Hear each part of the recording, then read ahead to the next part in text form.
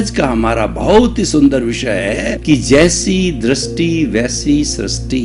देखिए भाई और बहनों, दृष्टि और सृष्टि इन दोनों को हमें समझना है।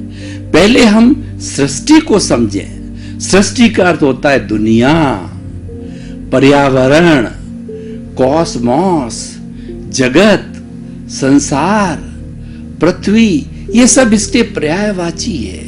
ये सारा ब्रह्मांड है, वह सृष्टि कहलाता है। इस सृष्टि में हम सभी बड़े आनंद के साथ में जी रहे हैं और ये सृष्टि जड़ और चेतन दो मुख्य तत्वों से मिली हुई है, बनी हुई है और दोनों तत्व इटर्नल है। चेतन तत्व भी इटर्नल है और जड़ तत्व भी इटर्नल है। जड़ का छोटा से छोटा रूप, भगवान महावीर ने कहा कि जड़ का सबसे छोटा रूप है वह परमाणु है। परमाणु को भगवान ने बताया कि वह नॉन डिविजिबल है, नॉन डिस्ट्रक्टिबल है। वह परमाणु विशुद्ध है, वह इटर्नल है, वह शाश्वत है कि जो है वह कभी डिस्ट्रॉय नहीं होता है और वह किसी आंख से दिखाई नहीं देता और विज्ञान की किसी भी दूरबीन से वह दिखाई नहीं देता है। उसको मात्र अवधि ज्ञानी, मन प्रयोग ज्ञानी और केवल ज्ञानी जो कि प्रत्यक्ष ज्ञान को जाते हैं वही देख पाते हैं। और वही परमाणु, जब एक परमाणु दूसरे से जुड़ता है, द्विपरमाणु होता है, तब वह अशुद्ध हो जाता है। क्यों? कि जड़ किसे कहते हैं? जो गलन मिलन धर्मा है, जिसमें वर्ण होता है, गंध होता है, रस होता है, स्पर्श होता है। और दूसरा इस सृष्टि का जो तत्व है वह है चेतन।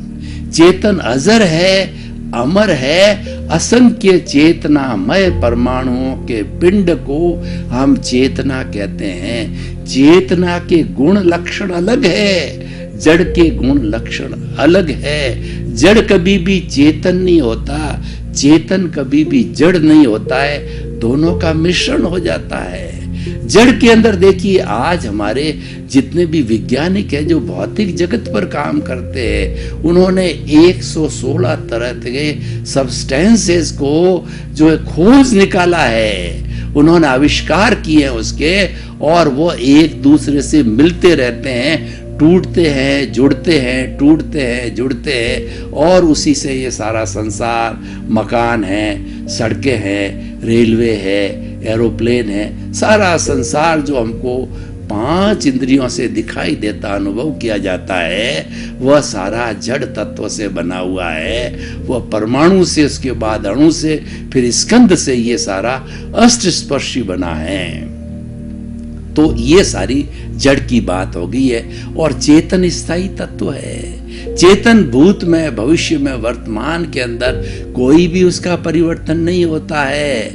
वह तो मुक्त अवस्था में है, लेकिन वह जड़ के संपर्क के कारण, जड़ एक अज्ञान है, जड़ हमारा राग द्वेष है, जड़ अविद्या है, जड़ कर्म है, वो कॉजल बॉडी है, वो लिंग शरीर है और वह कर्म शरीर है, वह कार्मिक बॉडी है। उसके कारण ये अशुद्ध होकर के जन्म जन्मांतर के अंदर घूमता है। और इस वेल्डिंग को अगर समाप्त कर दिया जाता है, यानी जड़ और चेतन को हम अलग कर देते हैं, दोनों शाश्वत है, दोनों अलग हो जाते हैं, लेकिन ये जन्म जन्मांतर से मिले हुए हैं। हम साधना के द्वारा रासायनिक क्रिया करके और इनको अलग करते हैं, तो अलग होते ही ये दोनों अपने शुद्ध अवस्था में चले जाते हैं। चेतन तो शुद्ध अवस्था, उसकी जो अल्टीमेट सनातन सत्य सुख की अवस्था होती है, वो सिद्ध शिला में ईश्वर रूप में जाके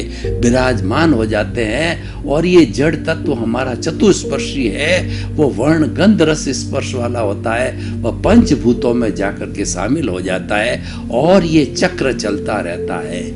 ये सारी सृष्टि का विवरण है। ये सृष्टि जुड़ी हुई हमारी कुदरत से। कुदरत और सृष्टि एक ही बात है। और ये सृष्टि संचालित होती है कुदरती रचना के द्वारा। कुदरती रचना इसकी जो है वो सारा इसके कंस्टिट्यूएंट्स हैं और इसका जो है वह संचालन होता है कुदरत के कानून के द्वारा, यानी सृष्टि या कुदरत, कुदरती रचना और कुदरत के कानून के तहत संचालित होती। ये सब सृष्टि की बात हो गई हमारी। और अब हम दूसरी दृष्टि की बात करते हैं। ये सृष्टि के जो नियम होते हैं सृष्टि निर्धारित करती है और सृष्टि के पराधीन हो जाता है जीव। लेकिन जो दूसरा पक्ष हमने दृष्टि की बात कही है, दृष्टि पुरुषार्थ है, दृष्टि रियल पुरुषार्थ है, इसीलिए ये इसके अधीन नहीं है।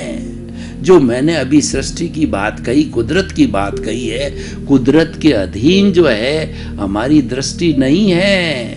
दृष्टि स्वतंत्र है, इसीलिए दृष्टि रियल पुरुषार्थ है। व्यक्ति जो अगर स्वतंत्र नहीं होगा तो क्या पुरुषार्थ करेगा।